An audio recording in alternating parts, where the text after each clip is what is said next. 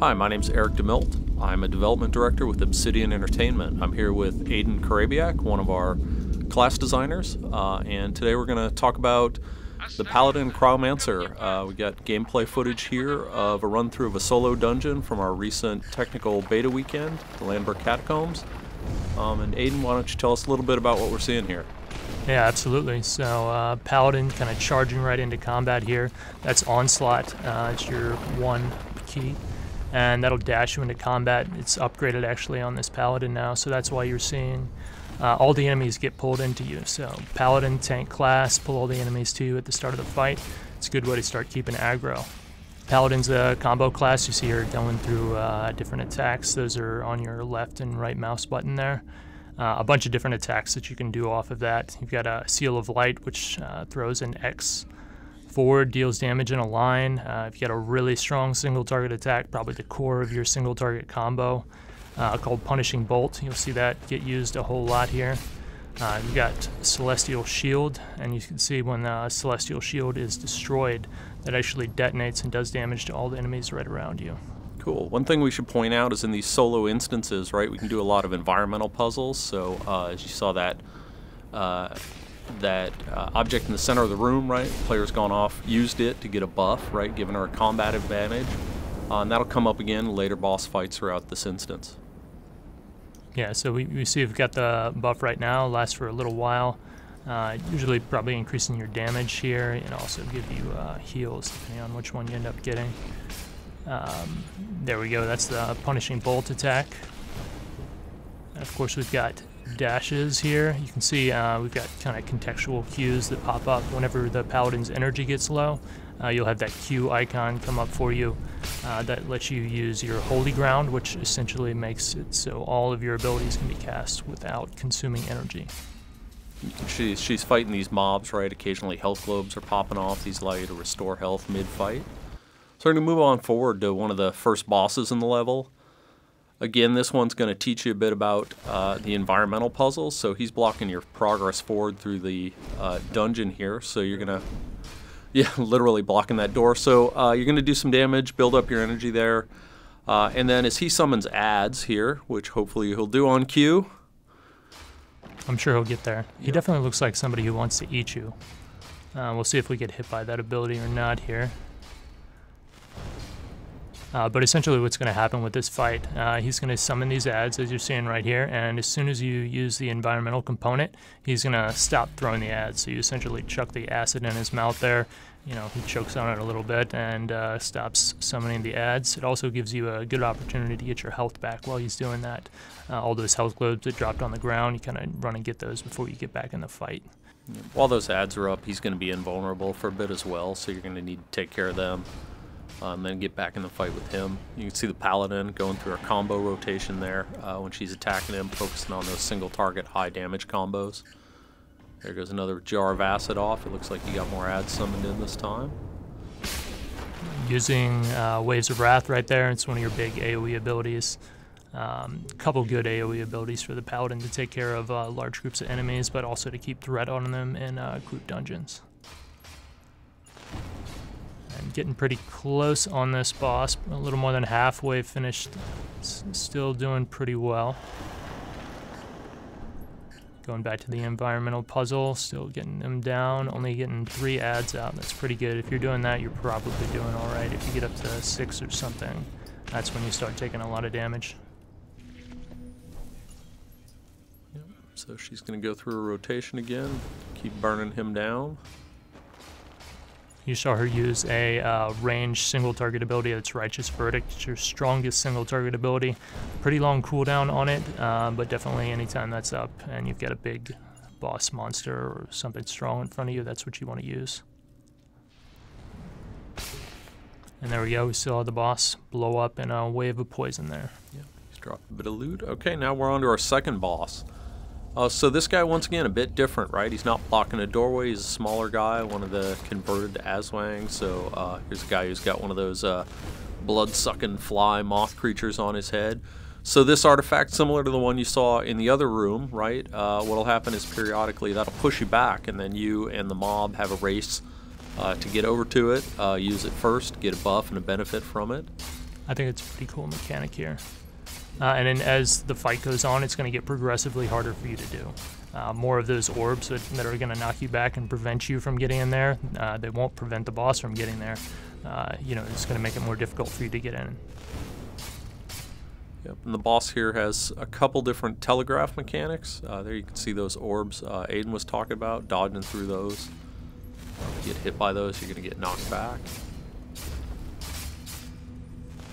It's a cool thing with the Paladin. If you time your shield, it only is going to do the damage if the shield gets destroyed while it's active. So 5-second duration, you can pop it right before and basically absorb one of these big, normally telegraphed and very dangerous attacks, and you get the bonus damage, and the shield takes most of the damage away from it.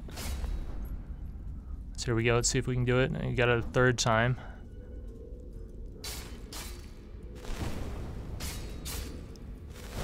Moved out of the way of those big attacks most of the time. Yep, doing a pretty good job. There's one other attack that this guy does. It's like a scream. This is Waves of Anger, I believe. That is you press and hold that to do AoE damage. And here's the attack I was talking about. It's a scream. Basically does a lot of damage to your health, but also spawns a bunch of health orbs around the map that you can quickly get your health back up. There you go. You see, she got knocked back that time, and our baddie got the buff.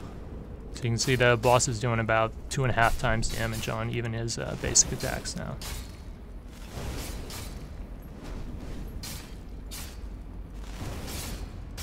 And that's actual short-term invulnerability ability.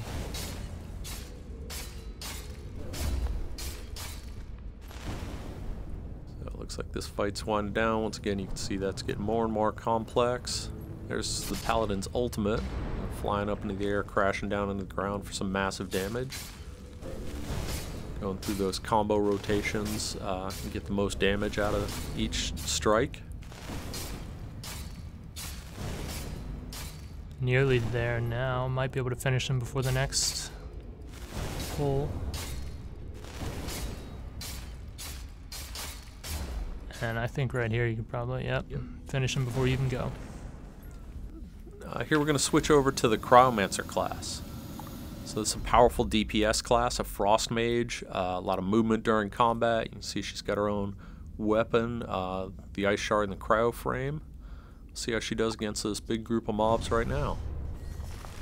It's a cool way to start against AoE mobs. Use the Ice Statue. It taunts and slows the enemies around you, freezes them. Also environmental hazards in this part of the map, so you always got to be careful about that. It's kind of previewing what's going to be happening on that last boss here.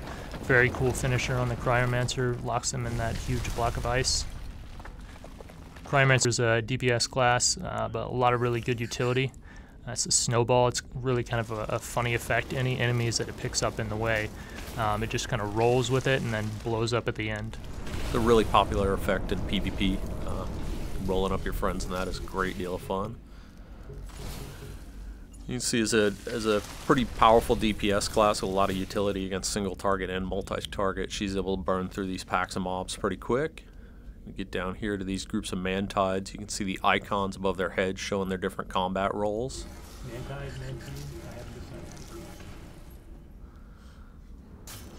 So that's a cool ability, Snowstorm. It creates this giant snowstorm that does really good damage to groups. These are much more difficult trash mobs than a lot of the ones we've run into earlier, so you see we're pretty low on health right now. We'll see if we can get through this.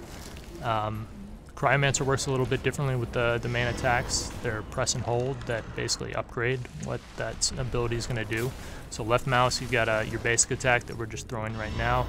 And then if you hold it, that does an AoE. And on your right mouse button, you've got Icy Thorn that is going to consume your energy and do a lot of single target damage. And again, if you hold that down, it's also going to apply a dot on the enemy. Another cool component on the Cryomancer, you can upgrade your normal dash. All classes get a dash, but the Cryomancer gets this awesome slide ability. So you go an additional distance, but you also create this area on the floor in which when enemies walk through it, they're going to take damage and they're going to move slowly. You can see the Cryomancer using some of her utility spells to survive that fight. She was able to use the Icy Statue to get those mobs off her for quite a bit of time, lower their damage that she was taking, finish them off one by one. So once again, a similar fight. This one's got a tank in it, so we'll see how the Cryomancer handles this one.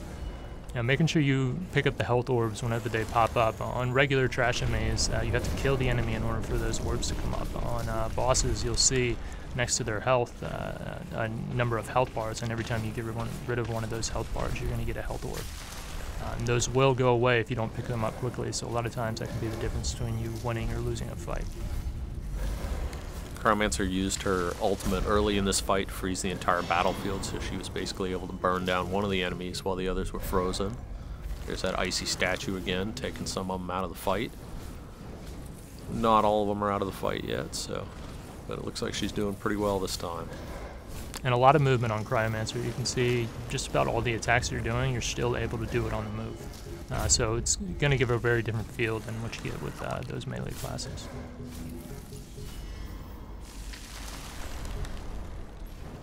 So again, here she's powerful against single targets, right? There's that finisher, just burning these down one at a time. And those finishers are going to regenerate some of your energy, so, allows you to kind of be full power when you're going against a new enemy. All right, so we're headed into the final fight here, and it looks like we're going to take a bit of a rest, heal up, and I think, let's see, stopping again? Yeah, maybe this is taunting the boss. I feel like he might get upset about that. Because honestly, this is getting a little raunchy at this point, and she hasn't even beaten the boss yet. I feel like we should practically add a mechanic. You know, he gets 300% damage if you taunt within some range with him like this. And she's still going. Alright. Okay, that was a good move. There we go. Alright, so it looks like we're back to the fight here. So this is the final boss in the Lanber Catacombs. She's going to have her own unique mechanics. You'll see come into play here, pulling a lot of the things you learned earlier on, right? Those environmental hazards. Pillars of rock falling down, big AoEs she's going to cast. Yeah, it's the main mechanic on this fight. You know, when she drops the rocks, just make sure you're not underneath them. When those come down, those will knock you back, do a good amount of damage. And then after she does that channel attack, just make sure you're behind them when that goes off. It does a pretty good chunk of your health if you're going to take hits from it. This fight can obviously be much different depending on the type of class you play. Playing a range class, right? Avoiding these pillars of rock. And the big AoEs, much easier when you've got a lot of standoff damage. So it's nice that you're able to kind of switch classes when you're out of combat. So maybe you wiped on this using the Paladin like I did the first 3 times, right? You can come back as a Cryomancer and tear this mob up. And that's one of the cool things you get when you can just switch classes on the fly. You know, all the classes should be able to clear this content, but there are just going to be certain things that individual classes are going to be better at. So, you know, as you develop those different classes as you're playing through the game, you kind of look at a situation that you're having a hard time with and, you know, change out some of your abilities, your talents, or change out your class to try and have the best chance to defeat a given boss.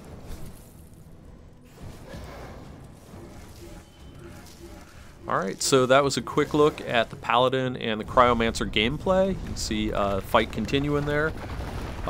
Check out our forums and follow us on your favorite social channels, Facebook, stuff like that. Tell us which classes you'd like to see next, and sign up for the beta. Thank you. Thanks for listening.